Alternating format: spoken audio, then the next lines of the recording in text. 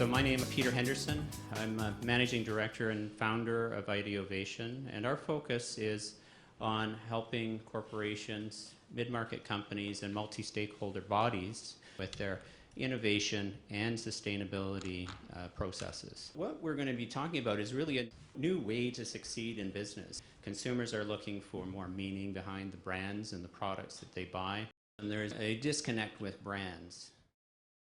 There's a recent global study which spoke to consumer attitudes towards brands. Most people, it states, would not care if 73% of the brands disappear.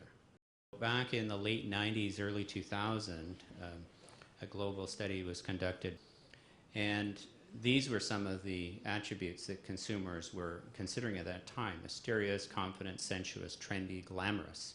Between the years 2005 and 2011, the attributes on the left declined in terms of popularity during that time period. The attributes on the right surpassed those on the left.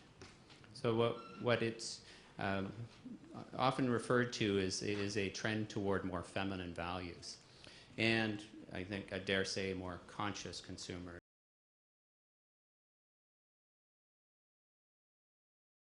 Premièrre Moisson is a family-owned company that was founded in 1992.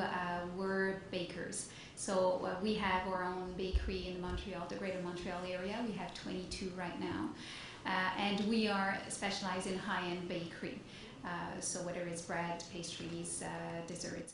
Sustainable development for Premièrre Moisson is totally part of our mission. So it's not a project that we've added on at some point in our history. It's part of our mission. So it means that it involves every person, every supplier, every partner of the company, and it's in part of our actions and decisions all across the company. It means it influences our decisions, of course, on the products, which means the choice of ingredients, where it comes from, the quality and all that, how it's transformed, how it gets to us. The packaging, of course, is part of that, not just the design, but the material, how people can open and close it, how do we manage waste after that, and all the operation, of course, the management of water, of air, of any rejects that we have in the environment. It also influences our decisions that are related to our employees. Who do we hire? What profile are we looking for? How do we train them? We have created our own internal school at Premièrre Moisson, not just to train our employees what is good bread, how it's made, why it makes such a difference in the types of varieties of wheat or other cereals that you would use, and every steps of the way, but also to make them understand what are all those relationships that we've built year after year with the wheat producers, for example, or any other suppliers and partners that we're having. And this is something extremely important for us. So they're not expert bakers, but they know more than just what do we have to offer and how much does it cost. And this is something that is extremely important for us. We launched a study with a partner in France to try to understand what were the costs of doing sustainable product design and what were the benefits. We went and met with 119 companies. More than 40 were in Quebec, we had some in France, others in Europe, and we tried to understand how much profit they did or lost with sustainable product design. And what we found, 96% of the companies commercialized sustainably designed product with either increased or stable profits. Last year, 63% of CEOs will say environmental is a cost for their company. A sustainably designed product will have profit margins 12% higher than the equivalent product. If you want to make more profits with sustainable design, you have to think globally. A product is not only the recyclability of your packaging, it's the whole life cycle of the product. The materials you put in it, how you transform it, how you distribute it, how you use it, and how you dispose of it. And for the customers, the main benefits, we were pretty happy to see that in Quebec more than anywhere else. A eco-designed product where in 1/3 of the case cost less to buy than a similar product.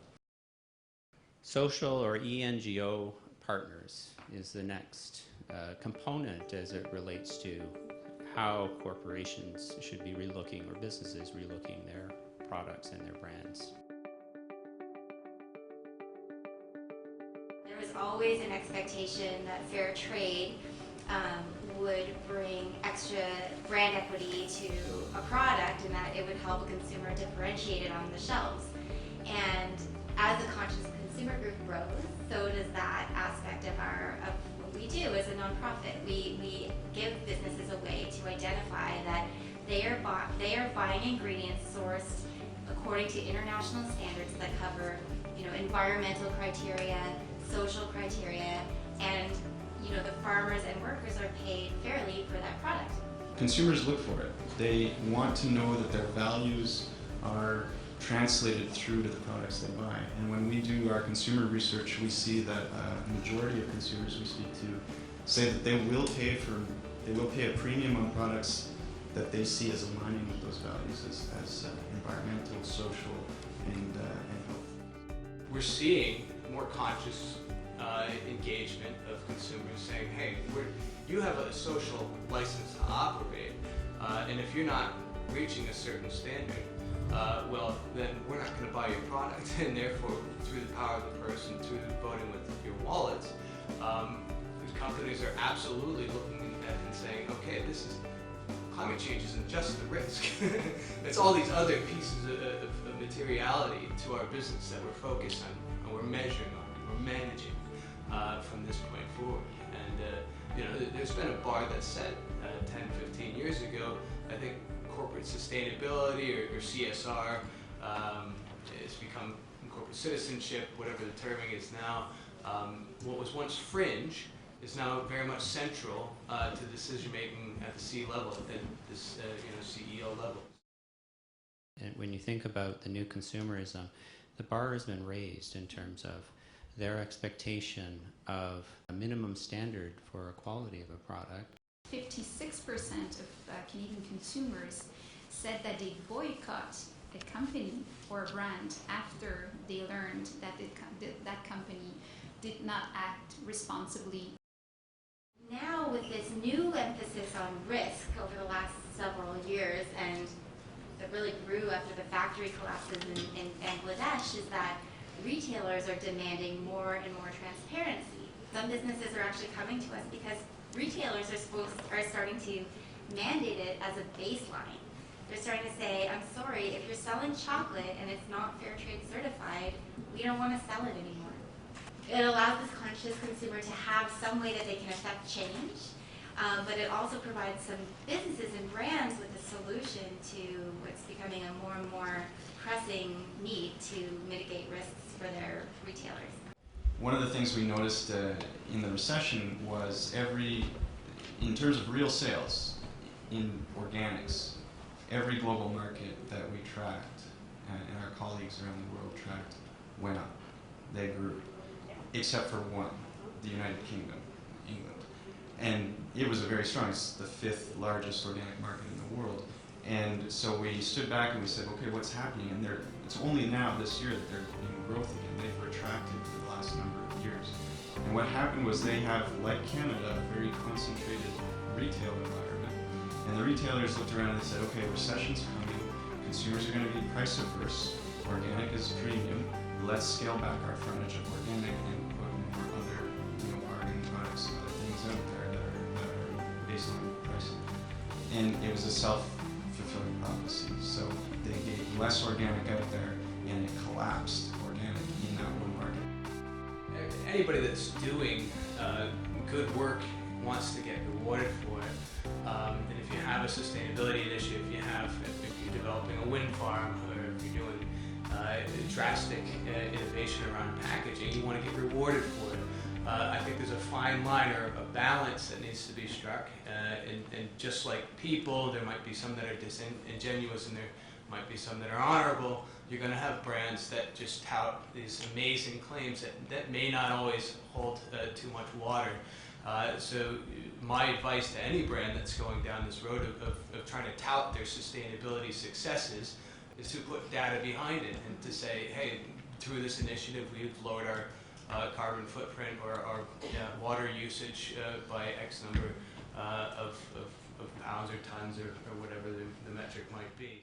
It's extremely important for us to, if I can use that expression, to walk the talk. So not just say in our yearly report that we have a plan and we're trying to do something, but to be able to answer every single question, any consumer that comes in any of our bakery and ask any employee. Companies more and more will not say, okay, we're developing a green product. They're saying we're developing a great product that will also be an improvement in terms of environmental or social aspects.